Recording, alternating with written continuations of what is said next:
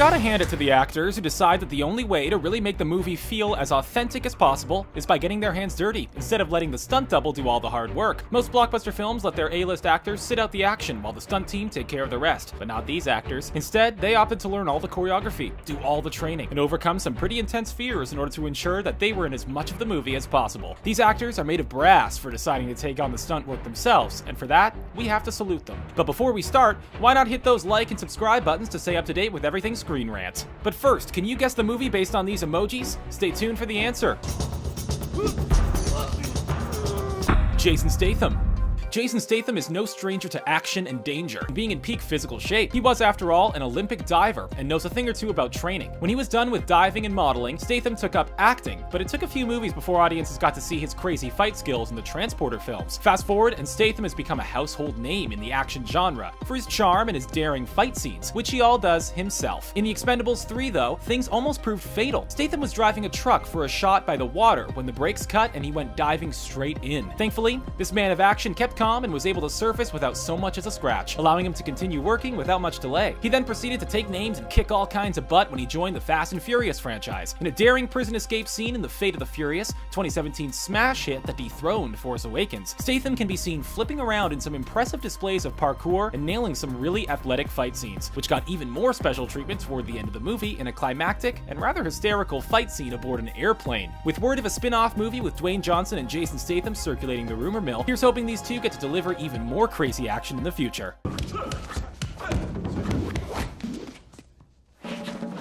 Keanu Reeves. It should come to no surprise that the One is on this list. Keanu's skill has become the stuff of cinematic legend over the past 20 years or so, largely thanks to the massive success that was the Matrix trilogy. While he may not be stopping bullets with his mind anytime soon, Keanu is still impressing action fans today with his outrageously popular John Wick series. Part of what made that film so beloved was its well-shot and well-choreographed action scenes. Unlike most modern blockbuster films, which utilize quick cuts and shaky cam to hide their action, John Wick embraced long takes and wide shots. With this in mind, it'd be really awkward to be watching a movie like this and notice that John Wick, the person, was no longer played by Keanu Reeves due to excellent camera work. So Keanu did the only logical thing. He did the stunts himself. He trained rigorously for the role, which saw his international retired assassin engage in what the filmmakers like to call gun fun, a combination of hand-to-hand combat and shootouts. Despite being 52 by the time John Wick 2 came out, Keanu Reeves showed no signs of slowing down, doing over 90% of the stunt work himself, including work in judo, jiu-jitsu, and prepping for the car chase scenes. Whoa. Keanu stated that since he had the baseline from the first film, not only did he have to meet expectations, but he was able to do more this time around, since he had that knowledge and experience from the first movie. That says a lot when you consider that there are young Hollywood actors who can't hit the same level as Keanu.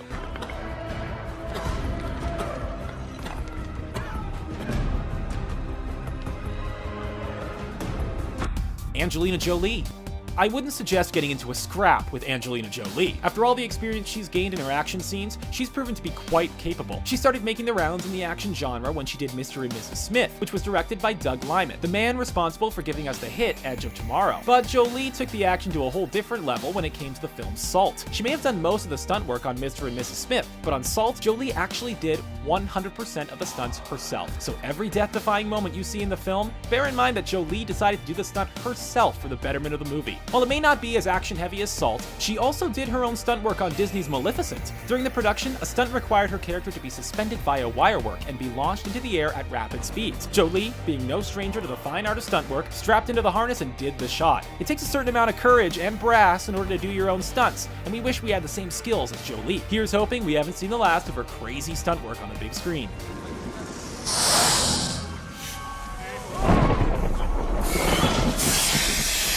Harrison Ford.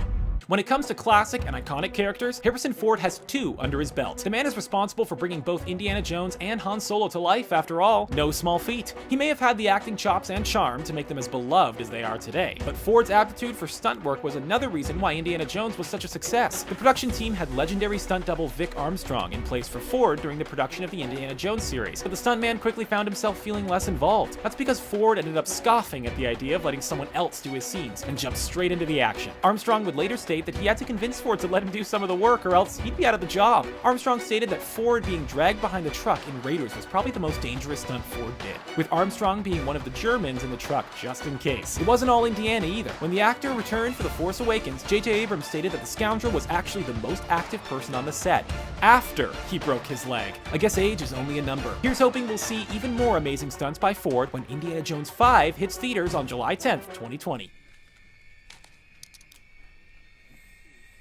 Daniel Craig. The name's Bond, James Bond, and Bond don't need a stunt double. It's true that for the really crazy stuff, such as the crane scene in Casino Royale, that Daniel Craig had to sit out the stunt work as it was perhaps a bit too death-defying. But that doesn't mean the dapper spy sat on the sidelines for the whole thing. Craig got into shape to give us perhaps the most rugged Bond to date, and was adamant about getting hands-on with the fight scenes, stating that he didn't just get into shape to take his shirt off. You might remember that crazy scene in Casino Royale where Bond is fighting a machete-wielding hostile down a flight of stairs. He was also pretty insistent about doing his own driving work, and we all know there's tons of that in any Bond movie. Perhaps the most bonkers stunt of all, though, in any Bond movie, was the crane scene at the start of Casino Royale. That film was certainly the most action-heavy of the Craig films, and the crane scene was certainly the series' high point, with Craig strapping himself to the top of a construction crane to do the fight scene. He may have let his double take care of the death-defying jump, but that didn't stop Craig from getting up there himself. Way to start off your James Bond career. It was recently confirmed that Craig will return as 007 at least one more time for the 25th film, so here's hoping he goes out with some amazing stunt work. Craig was later seen in Skyfall climbing on top of a moving train and standing on it as it moved along in order to get the shot. No thank you.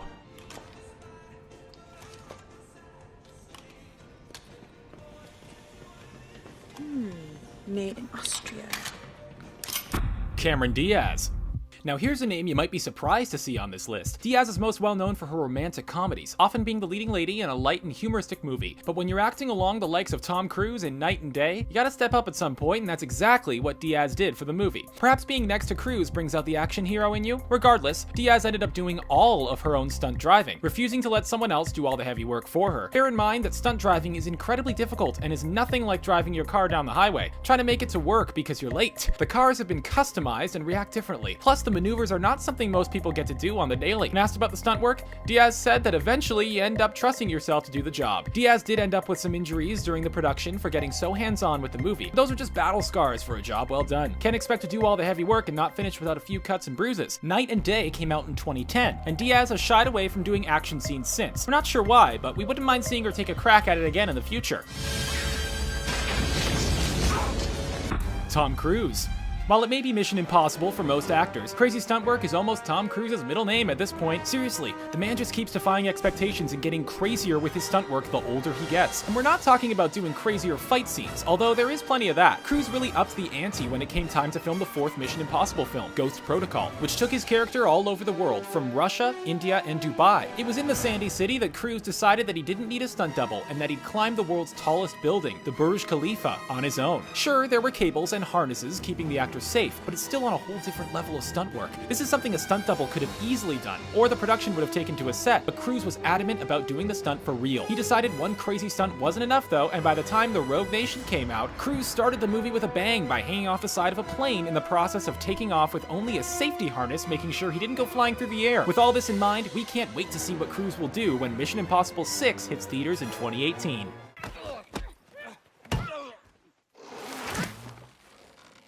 Kristen Stewart.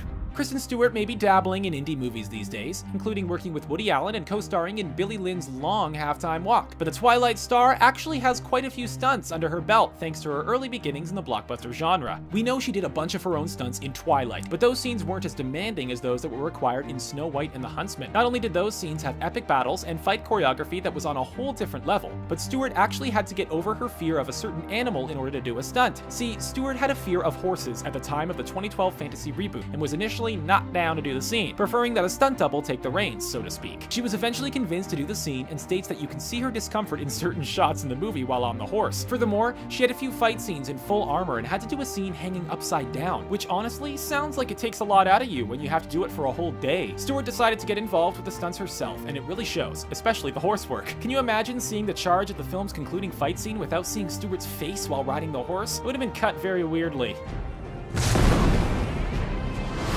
Henry Cavill. It takes a certain something in order to play the Man of Steel. Not only do you have to be a likable guy, but you have to be able to convince the audience that you could lift up a plane above your head. While Henry Cavill probably couldn't do that in real life, he certainly did quite a bit more than you'd expect him to do in such a CGI-heavy movie. Much like Daniel Craig, Cavill got into amazing shape for the role, following the 300 workout to get super jacked for the movie. But this wasn't all for show, as Cavill was adamant about doing as much of the stunts himself. His stunt double, Paul Darnell, may have actually had the easiest paycheck ever when it came to working with Cavill, stating in an interview that the two would meet up and rehearse the stunts in question, whether it be a fight scene or just preparing to fly, and that once Cavill had learned the routine flawlessly, he would end up doing the stunt himself in Zack Snyder's film, doing most if not all the stunt work on his own, Paul stated. Furthermore, for the underwater scenes, Cavill and Paul had to get scuba certified. He must have made an impression somewhere, as Cavill will be seen next to Tom Cruise in the 6th Mission Impossible, which we can look forward to after Justice League comes out this year, where you can bet that Superman will make his triumphant return to the big screen.